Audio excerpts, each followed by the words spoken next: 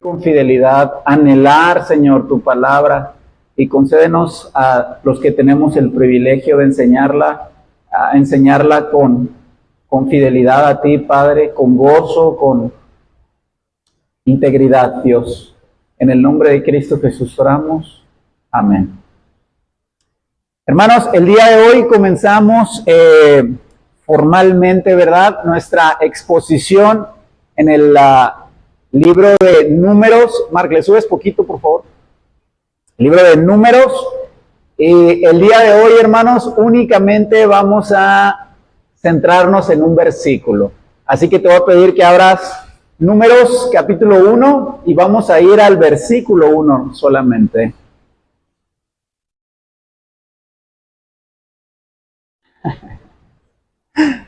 Lo voy a leer en voz alta, hermanos, y te pido que me sigas ahí con tu vista. Dice así la palabra de nuestro Dios. Habló Jehová a Moisés en el desierto de Sinaí, en el tabernáculo de reunión, en el día primero del mes segundo, en el segundo año de su salida de la tierra de Egipto, diciendo. Hermanos, hay muchas cosas difíciles del libro de Números. Es un libro particularmente difícil de predicar. Y una de las cosas que lo hace tan difícil es la trama del libro de Números. Verás, el libro de Números comienza a pie del Sinaí. Ellos están en el desierto. Y el libro de Números, los primeros 10 capítulos están ahí en Sinaí, están en el desierto, y luego avanzan a Cades Barnea en los siguientes 10 capítulos, y luego avanzan a los campos de Moab, a la orilla de donde ya se ve la tierra prometida. Pero ¿sabes algo? Siguen en el desierto. Entonces, la trama de Números es una historia que dura 40 años. Y aunque hay cierto avance, la realidad es que siguen en el desierto. Tú lees el libro de Números y parece que los israelitas no avanzaron nada.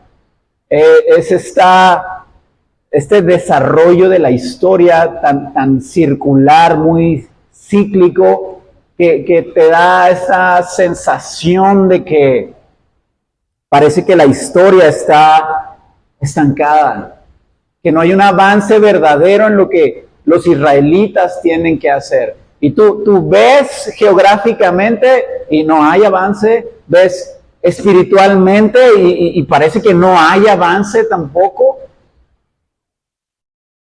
Hermano, y así está diseñado el libro de Números. Ahora, fíjate bien, al libro de Números se le llama Números, como lo dije la semana antepasada, porque hay 2 censos. Aquí en el capítulo 1 hay el primer censo, y después tenemos el capítulo 26, donde encontramos el segundo censo. ¿Cuál es la diferencia entre estos 2 censos y por qué hay 2 censos? Bueno, el libro de Números está dividido entre estos 2 censos. De manera muy panorámica podríamos decir que el libro de Números es la historia de 2 generaciones. La generación que es censada en el capítulo 1 y la generación que es censada en el capítulo 26. Esta primer generación, hermanos, su vida en el desierto es descrita en los primeros 25 capítulos y es una generación que está caracterizada por la rebeldía, por la incredulidad, por el desánimo, por la queja, por la falta de arrepentimiento, por una constante desobediencia a los mandamientos que Dios les está revelando por medio de Moisés. Es esta generación, hermanos, que tiene tan arraigada esta expectativa de que las cosas tienen que suceder como ellos quieren. y entonces hay una constante queja y una constante decepción y una constante demanda de Dios de cómo se supone que deben ser las cosas. Esta es lo que caracteriza la primera generación. Y luego tenemos la segunda generación, después del capítulo 26. Y ahí en el censo, hermanos, que es en el capítulo 26, justo después, en el 27, pasa algo muy interesante. Tenemos a las hijas de un hombre que se llamaba Zelofead. Y la Biblia particularmente menciona a las hijas de Zelofead porque es un hombre que murió sin tener hijos. Y entonces las hijas de ese hombre están preocupadas porque dicen, bueno, ¿y dónde vamos a vivir cuando entremos a la tierra prometida? Si nuestro papá no tiene hijos y por lo tanto no vamos a tener herencia, porque la herencia viaja o fluye a través de los masculinos. ¿Por qué es importante esto? Aquí hay un gran contraste entre dos naciones. Una generación, primer generación, que perece en el desierto por causa de la incredulidad, como ya leímos en Hebreos. Y luego tenemos ahora una nueva generación, que las hijas de Zelofead te están diciendo, vamos a vivir por fe.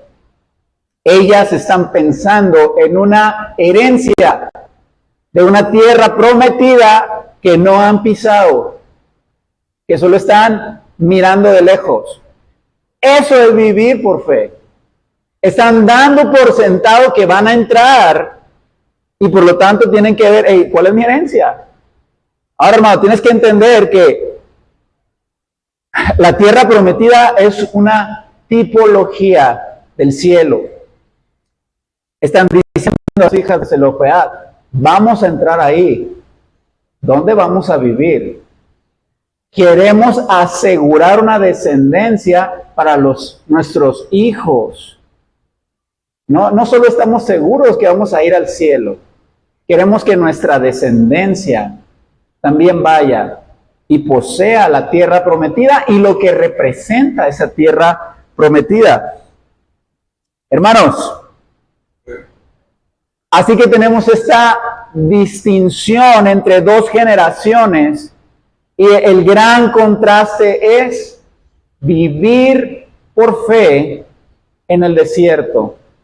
Si podríamos llamar un título a Números, le podríamos llamar la vida en el desierto. Ahora, fíjate bien, en Números, el pueblo de Israel es una ilustración de la vida del creyente. Y hay muchos elementos para hacer paralelismo entre cómo vivimos los cristianos al día de hoy y cómo vivieron los israelitas en el desierto.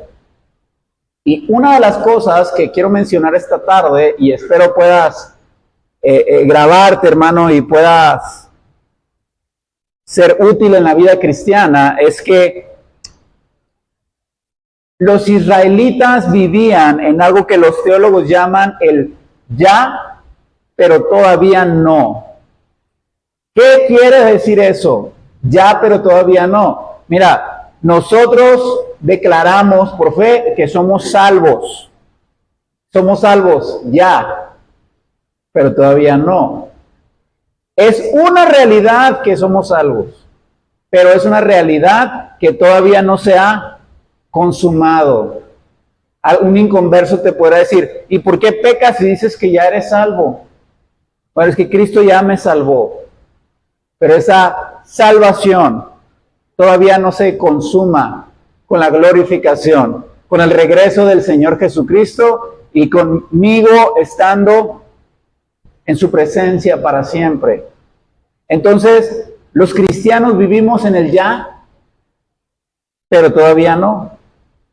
Así vivían los israelitas, en el ya, pero todavía no. Mira, ve por favor al versículo 1.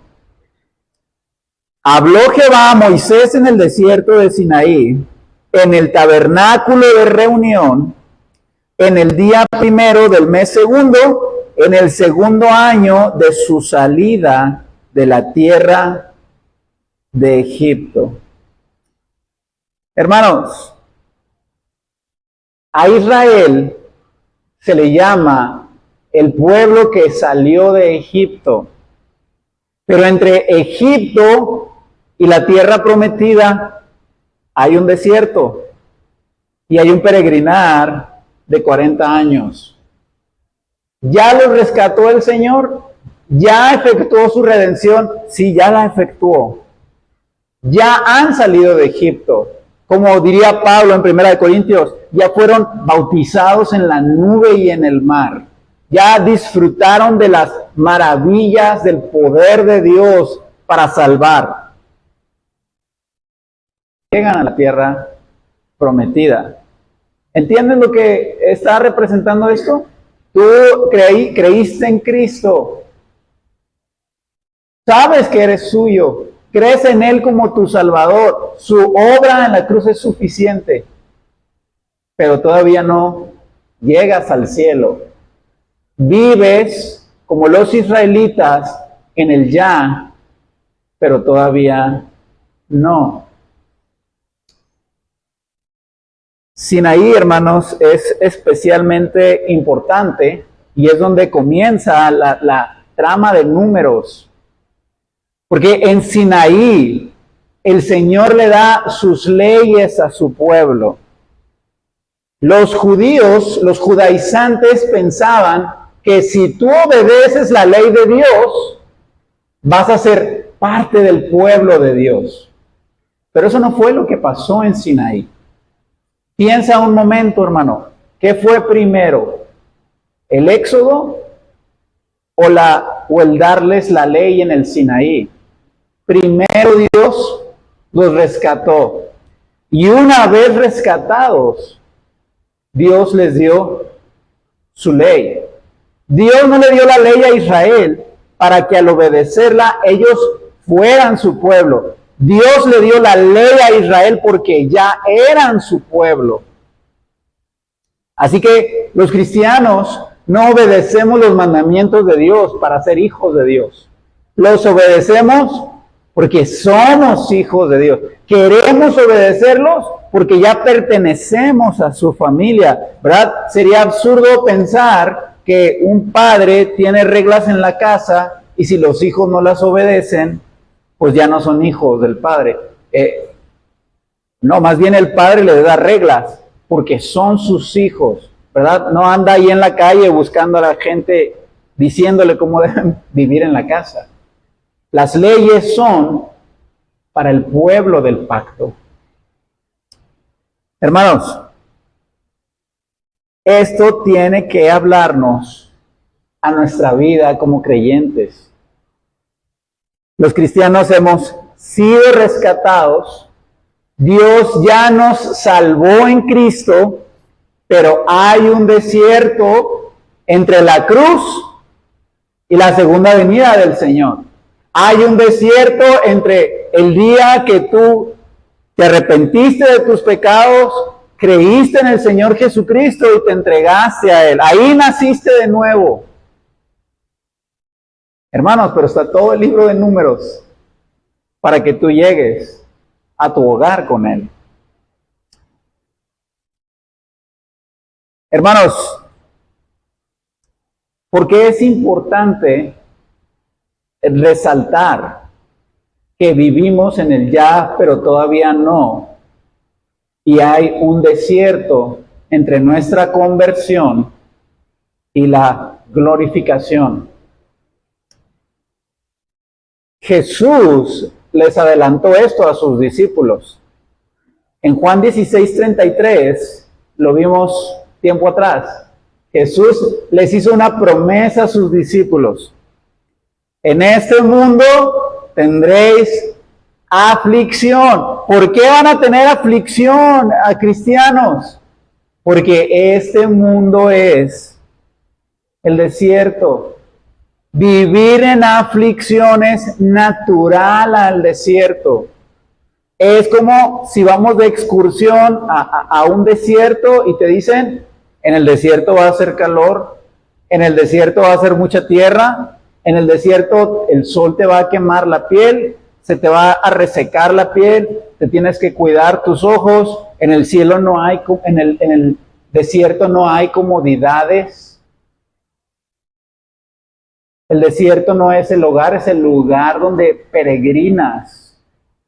Hermanos, entonces, cuando entendemos que Jesús se refiere a en Juan 16, 33, se refiere a este desierto en el que peregrinamos, entonces entendemos que es natural que volteamos a ver a nuestro matrimonio y entonces el matrimonio experimenta las inclemencias del desierto, ¿verdad? Llegas y ves tu nicho matrimonial y ves la aridez del desierto, ves lo infructuoso que es el desierto, ves lo incómodo que es vivir en el desierto. No estás en la tierra donde fluye leche y miel, estás en el desierto. Entonces vemos nuestra vida familiar y cómo se batalla con los hijos, cómo los hijos batallan con los padres. Vemos a la iglesia, ¿verdad? No es una iglesia que vive de una forma ideal. Vemos una iglesia que fracasa, que tropieza, que lucha. Es una iglesia que vive peregrinando en el desierto y por lo tanto sufre, experimenta las inclemencias del desierto. Así que esa boca seca que han de sentir las personas que cruzan, ¿verdad?, hacia Estados Unidos, esas ganas de sentirse que se desmayan, ese calor tan asolador.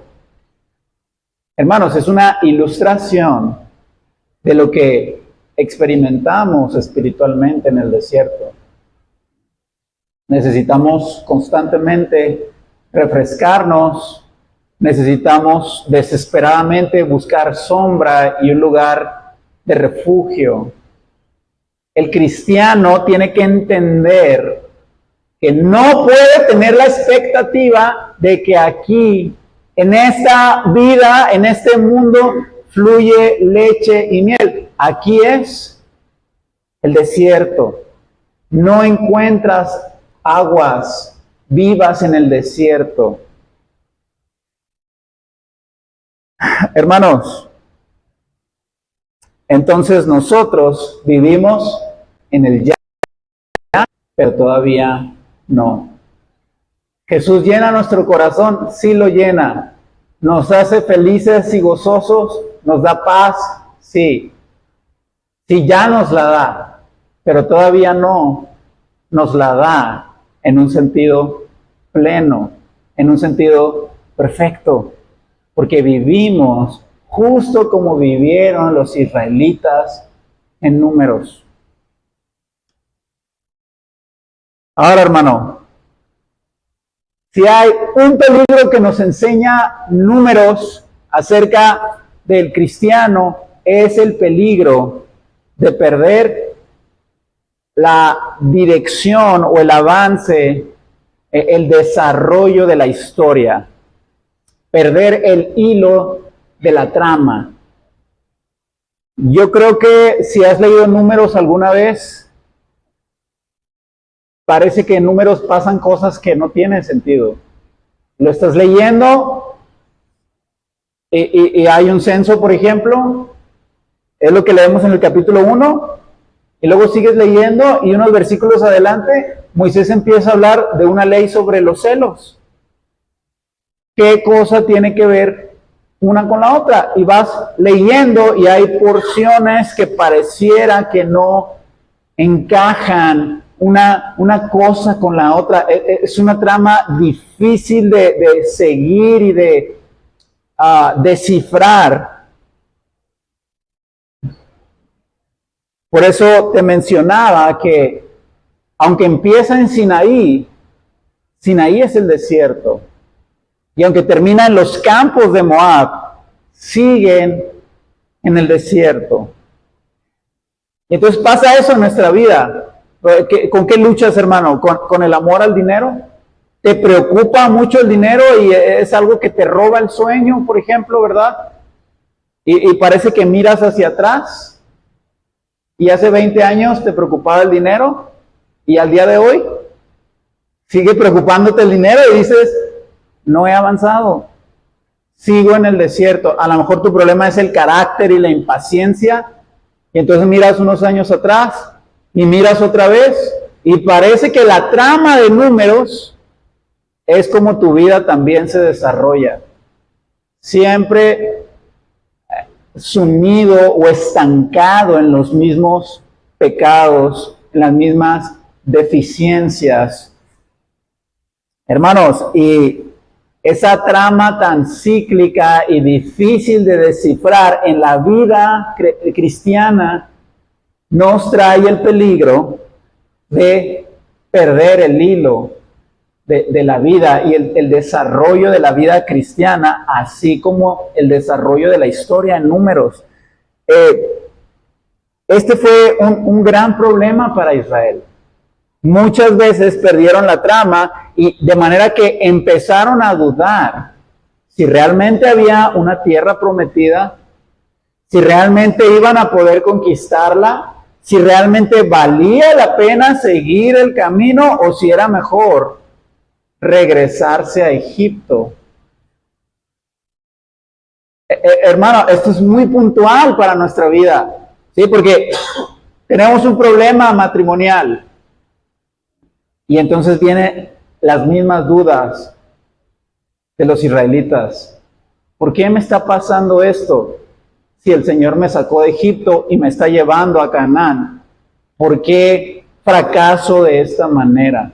¿Por qué las cosas no se dan adecuadamente? ¿Verdad? A lo mejor quien tiene hijos, ¿verdad? Sus hijos no son lo que esperaba, fracasan profesionalmente, están de rebeldes espiritualmente, hacen cosas que decepcionan y lastiman, ¿verdad? Y entonces viene esto que sufrieron los israelitas en el desierto. ¿Acaso no estaba yo mejor en Egipto, donde comíamos puerros, donde comíamos carne?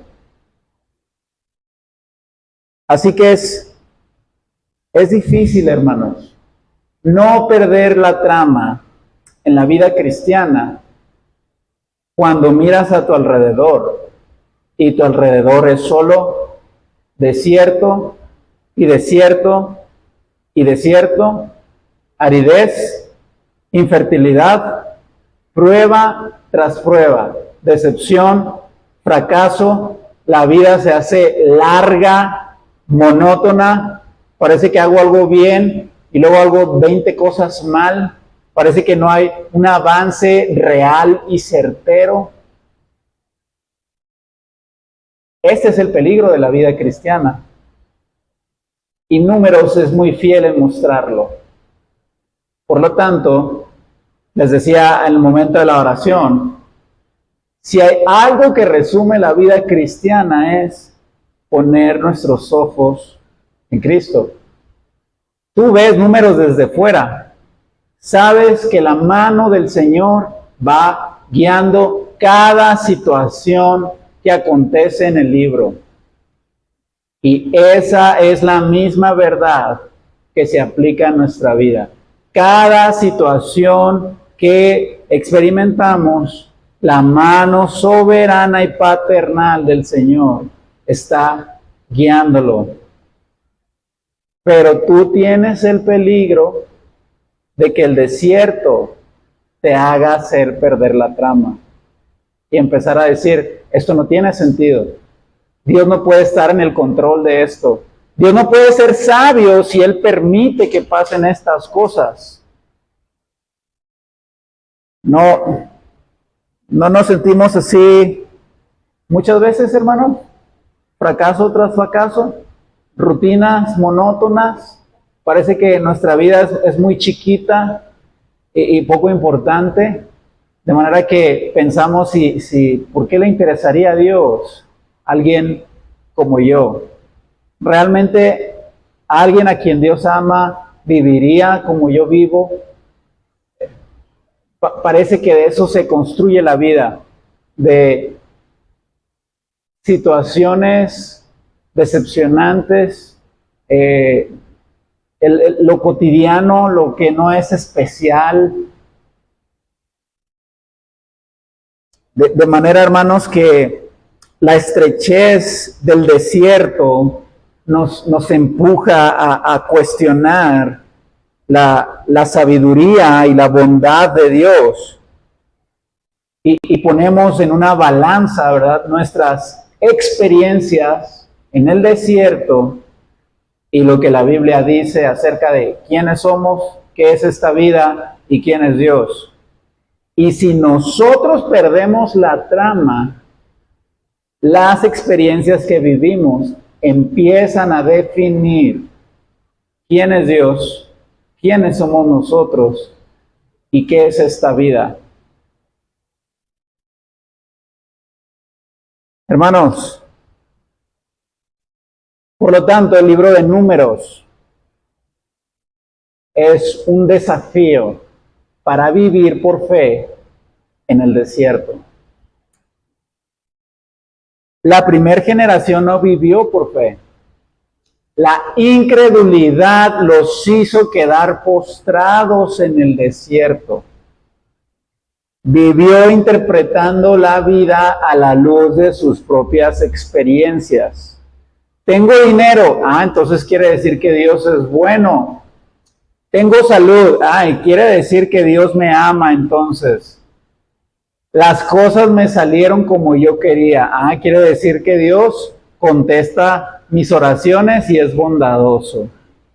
Pero luego cuando las cosas no salen como queremos o esperamos, entonces Dios no me ama, no le importo, no es sabio, no es bondadoso. Eso fue lo que pasó con la primera generación. Vivieron su peregrinar en el desierto en incredulidad y quedaron postrados. Hermanos, y luego tenemos la segunda generación, y es el desafío a vivir por fe. Una vez leí de un escritor ateo que, curioso ese escritor porque dice que Dios no existe, pero se nota en sus libros, odia a Dios, ¿verdad? Entonces, realmente no puedes odiar algo que no existe. Él se contradecía mucho, pero él decía que el Antiguo Testamento es la historia de cómo se formó el pueblo hebreo. La Biblia tiene información acerca de eso, pero el Antiguo Testamento es mucho más que eso, hermano. Números no es como una especie de instructivo de lo que hicieron los israelitas y no debes hacer tú, y fin de la moraleja. Eso es simplificar demasiado las escrituras. Ciertamente, Números es un libro que es parte de toda una unidad. En este versículo 1, vemos que Dios le llama a ese pueblo el que ha salido de Egipto. Tienes que leer Éxodo para saber eso, o al menos qué significa eso. Y cuando estás en Éxodo, tienes que ir a Génesis, porque en Génesis tenemos a ese pueblo, le ha sido prometido a un hombre, y por eso es rescatado de Éxodo. La escritura, hermanos, y Números específicamente, es una radiografía de lo deficiente que es el cristiano, pero lo omnipotente que es Dios para hacernos vivir por fe en nuestro peregrinar en el desierto. La Biblia nos enseña, hermanos, qué creer acerca de Dios y cuál es nuestro deber delante de Él. La intención de Números es desafiarnos a vivir por fe mientras atravesamos el desierto, porque nuestra fe, hermanos, es lo que determina nuestra forma de vivir. Así que tienes que preguntarte lo siguiente: ¿tú realmente crees la palabra de Dios? ¿Realmente estás dispuesto a vivir obedeciéndola, hermanos? La vida de los cristianos no tiene sentido si la Biblia no es la verdad. ¿Cambiaría mucho la forma en la que tú vives el lunes si el cielo no existiera? ¿Entiendes la pregunta? ¿Cambiaría mucho cómo vives tu vida si mañana tuvieras la certeza de que no hay cielo e infierno después de la muerte? La realidad es que para la mayoría de nosotros no cambiaría mucho la vida. Seguiríamos en nuestros mismos afanes, en nuestro mismo estilo de vida, de manera que muchas veces, hermanos, la vida del cristiano no se diferencia mucho de la vida del inconverso. Este es el desafío de la vida cristiana: vivir por fe en un mundo que no es permanente, en un mundo que es árido e infructuoso. ¿Cómo puedo vivir por fe? ¿Cómo puedo mantener la fe viva? Mira, hermano, vuelve al versículo 1, por favor. Habló Jehová a Moisés en el desierto de Sinaí, en el tabernáculo de reunión, en el día primero del mes segundo, en el segundo año de su salida de la tierra de Egipto. Si hay algo de las cosas que podemos aprender de este versículo 1 es que Dios es un Dios que habla. Así comienza el libro. Habló Jehová diciendo. Israel es el pueblo del pacto. Dios le habla específicamente a Israel porque es el pueblo que él reunió para hacer su especial tesoro y para tener un pacto con él. Y parte de ese pacto es que Dios habla y el pueblo escucha y obedece. Hermanos, ¿desde dónde habló Jehová? Dice el versículo 1 que desde el tabernáculo de reunión. Y este tabernáculo de reunión, hermanos, estaba diseñado para que los israelitas vinieran a orar, vinieran a ofrecer sacrificios cuando pecaban, vinieran a ofrecer ofrendas de gratitud, ofrendas de paz, de comunión con el Señor. El tabernáculo era el centro de adoración del pueblo. Y ciertamente había leyes que establecían que el israelita podía venir de forma individual. Pero la adoración estaba principalmente diseñada para que Israel adorara en conjunto. Así que, ¿cómo mantenemos la fe viva? ¿Cómo vivimos en el desierto por fe? En primer lugar, no hay llaneros solitarios en el cristianismo. El cristiano que quiere mantenerse viviendo por fe hasta que llegue a la Canaán celestial, tiene que mantenerse en el pueblo. Tiene que adorar con la iglesia. Tiene que reunirse con la iglesia para cantar, para escuchar la palabra, para orar. Tiene que ser parte de la vida de la iglesia.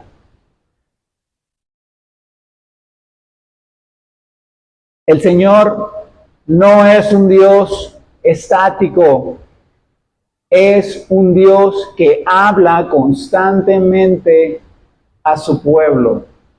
Y por lo tanto, su pueblo, para poder vivir por fe, tiene que buscar constantemente su voz. y la busca y la encuentra en las Escrituras y en la comunión de los santos. Hermanos, nosotros necesitamos los medios de gracia que Dios ha dado a su pueblo para mantener la fe viva. ¿Cuáles son esos medios de gracia? La reunión, el día del Señor, celebrar juntos la cena del Señor, pedir oración de los hermanos, cantar juntos porque el Señor mora en medio de las alabanzas de su pueblo.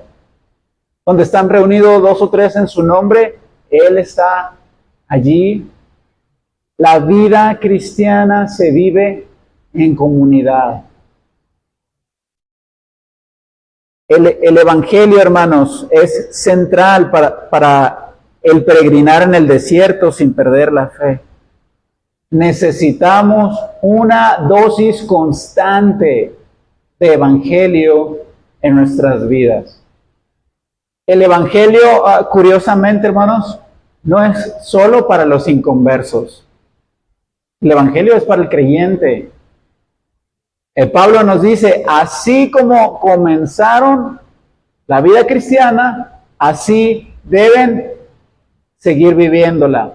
¿Qué quiere decir eso? Cuando tú recién naces de nuevo, te entregas a Cristo, es porque te arrepientes de tu pecado, entiendes tu incapacidad de ganar el perdón de Dios y te entregas en completa dependencia a Él. Bueno, así se empieza la vida cristiana y tenemos que repetir eso constantemente hasta que se acaba la vida cristiana. Es una mirada constante a su suficiencia después de que miramos nuestra insuficiencia. Así se mantiene la fe en el desierto, hermano. Si tú dejas de mirar al Señor y empiezas a mirar las cosas que hay en el desierto, solo tenemos frustración, decepción tras decepción, fracasos, un avance que parece que no es avance, parece más bien que retrocedo. Pero cuando miramos al Señor Jesucristo, cuando ponemos nuestros ojos en el Evangelio, podemos confiar en que aunque mis ojos ven cosas decepcionantes, la Escritura me enseña que todo tiene sentido bajo su mano. Hay esperanza. Hay alguien que regula lo que pasa en mi vida y está tan amorosamente, tan cuidadosamente tejiendo el desarrollo de mi vida de tal manera que yo puedo confiar en Él y puedo caminar. Hermanos, ¿qué nos puede dar gozo y esperanza en medio de nuestro peregrinar en el desierto? Que Jesús es nuestro precursor. En los evangelios se nos enseña que Jesús estuvo 40 días y 40 noches ayunando en el desierto. Él conoce el calor del desierto, la sed. Él conoce la insatisfacción y las constantes decepciones del desierto. Él las conoce, hermano.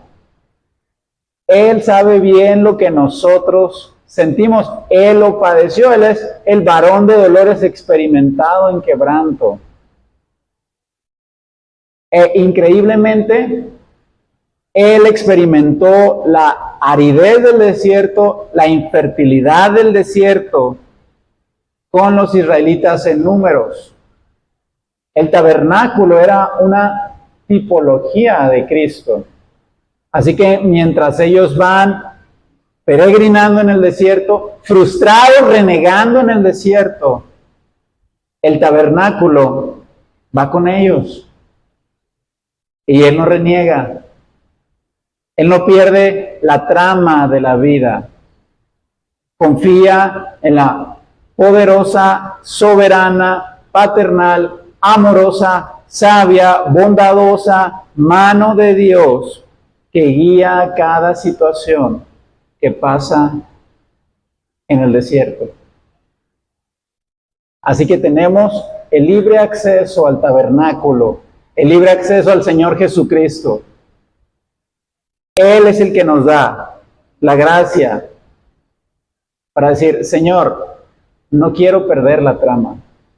No entiendo lo que está pasando con mi vida. Miro hacia atrás y parece que es fracaso tras fracaso. Parece que es decepción tras decepción. Veo mi desempeño en la vida cristiana y me decepciono, me da vergüenza. Pero yo te miro a ti y miro todo lo contrario. Veo victoria, veo suficiencia, veo fe, veo confianza en el Padre. Yo necesito de eso. Yo necesito recordar que tú caminas conmigo cada paso que yo doy en el desierto. Tú me vas acompañando y tú me vas sosteniendo. Yo no alcanzo a ver todo el panorama, Señor, pero tú sí. Y para ti sí tiene sentido lo que para mí no tiene sentido. Tú sabes, yo no sé. De tal manera, hermanos, que podemos hallar confianza en este versículo de Hebreos capítulo 12, versículo 3, que dice: considerad a aquel que sufrió tal contradicción de pecadores contra sí mismo, para que vuestro ánimo no se canse hasta desmayar. Cuando no encontramos sentido a la vida, hay que considerar a aquel que sufrió. Si tiene sentido en la perspectiva de Dios.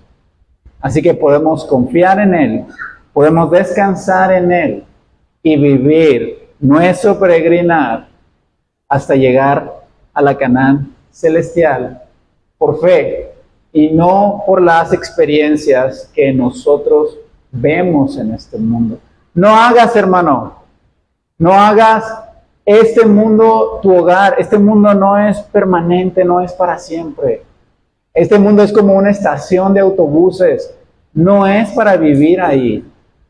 Si tú vives ahí vas a vivir frustrado.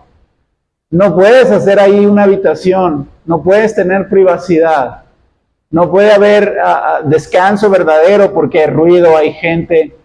No está diseñada para eso. No hagas de este mundo tu hogar. Aquí no es la tierra donde fluye leche y miel. Es un desierto donde estamos constantemente frustrados y decepcionados. Y tenemos que peregrinar por fe. Oremos, hermanos. Dios, te damos gracias por tu palabra. Y te pido, Padre, que nos permitas recordar lo que Cristo prometió a sus discípulos. En este mundo tendremos aflicción. No es nuestro hogar, Señor. Ayúdanos a vivir con fidelidad y puestos los ojos, Padre, en ti y en nuestro verdadero hogar. Te lo pido en el nombre de Cristo Jesús.